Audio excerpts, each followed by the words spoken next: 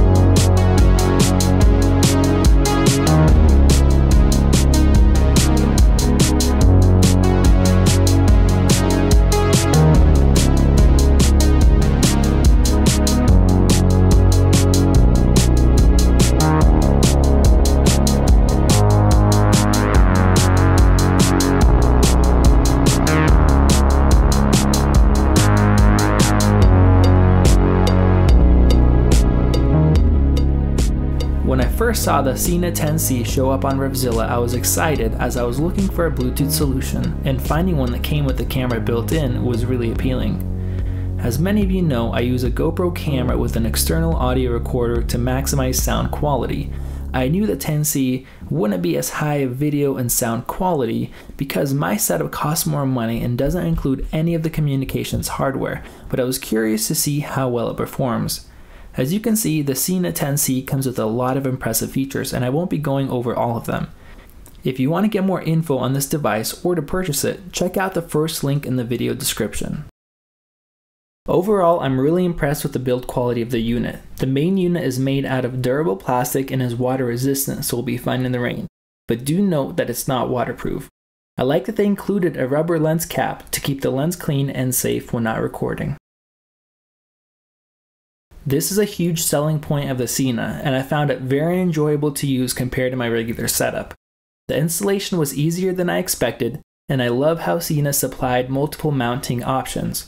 I chose to use a mount that bolts down so it can easily be removed and not have anything taped onto my helmet. The button layout is great and it's easy to use while riding. It does take some time to learn how to use the device because of all the functions built into the unit, so I strongly recommend reading the manual. They also provide a quick reference sheet, so make sure to take that with you until you learn the system. Pairing the device with my phone worked on the first try, which is rare with other devices, and a notification for the Sena app popped up right away. This app allows you to easily change a lot of the settings on the device to meet your needs. The video quality of the 10C is a decent step down from my regular camera, but this was expected as my camera costs $50 more than a 10C and all it does is record video. The detail and dynamic range difference is immediately noticeable, and I also noticed that more shakiness is visible in the footage, but that's not because of the camera, but because of the mounting location. Most vloggers mount their cameras on the side like the 10C mounts, but I mount mine on the chin, which gives a perspective like you're the one riding the bike, which I prefer. For video choices, you could do full HD or standard HD at 30 frames per second, but if you want to do 60 frames per second, you'll have to stick to 720p. Those are the only changes you can make to video recording, which is a shame. Lowering the contrast and saturation, as well as raising the bitrate, would produce better quality video, so I'd love to see those options in a firmware update. Sena's voice guidance really makes a video recording and the whole unit in general easy to use. I love that it tells you when the video camera is turned on and when you start and stop recording. With my camera, I always have to double check that it's actually recording, which gets annoying. If having the best video quality is important to you, you should look elsewhere, but keep in mind you'll spend a lot more money on a device that only records video. Hey guys, Russian Rider here, back with yet another video. This time I'm doing a video review of the new Sena 10C camera. Hey guys, Russian Rider here, back with yet another video. This time I'm doing a video review of the new Sena 10C camera. This is a sound comparison test when I'm on the freeway, so you guys can see I'm doing about 67 miles an hour. This is a sound comparison test when I'm on the freeway, so you guys can see I'm doing about 67 miles an hour. And there is a ton of wind noise inside of my helmet. So we'll see which audio recording device and camera combo sound better. Is it the Sena 10C with the built-in boom mic that I'm using? Or is it my separate high-quality lav mic with a separate Zoom H1 audio recorder made into the GoPro camera in post-editing? So of course the Sena is a lot easier to set up, a lot less work to edit, and more enjoyable to use as well.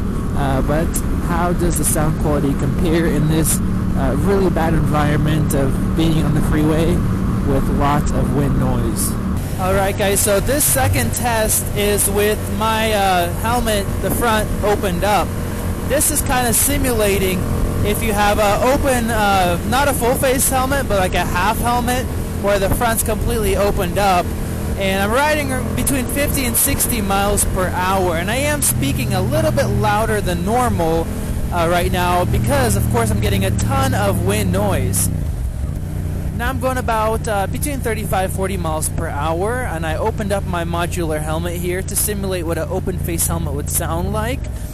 So we'll go ahead and hear what the sound is like with this setting. I do have the little wind muff on the front to minimize wind noise, and I am speaking probably a little bit louder than I normally speak because I am getting a bunch of wind in my face. I can't hear myself as well, so we'll see how this sounds like.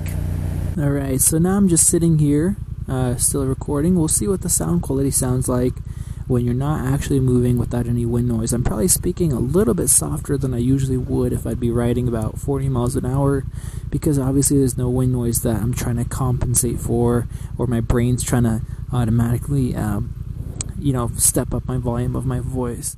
Talking about audio quality, it's interesting that we have similar results as in the video section.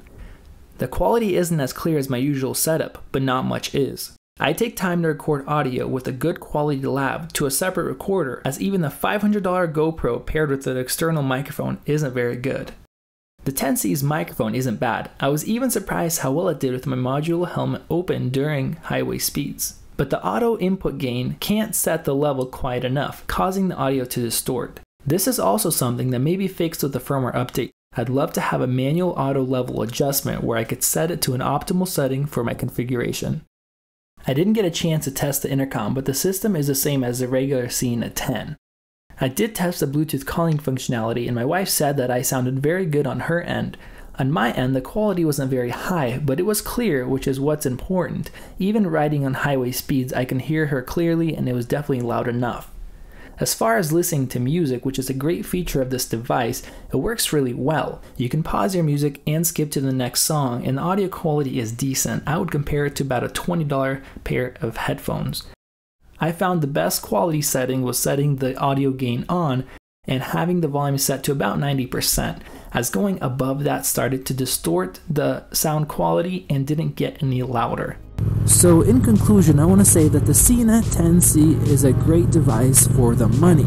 It's not perfect, it definitely could use improvements in different areas, but when looking at all the features that you get for the price tag, it's really impressive what they've been able to pull off.